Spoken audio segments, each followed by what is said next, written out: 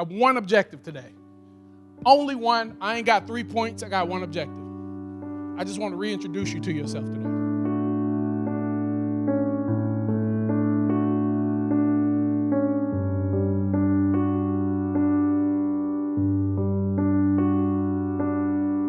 Man, our hearts are broken. You know, we wanted to come on here to just share with you all this man, this humble soul,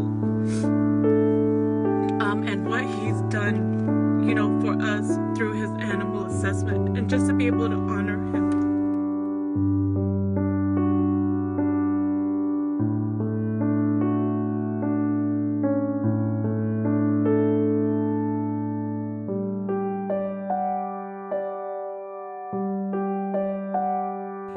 I'd like to say, looking back, that Chris is a leader's leader, you know, and Chris came in my life at a time where I really needed to, you know, transition and go to another level. And so Chris was, you know, very instrumental in my life in helping me to evaluate and assess not only who I am as a person, but my marriage, who I was as a father, you know, so man, definitely, man, a legacy leader.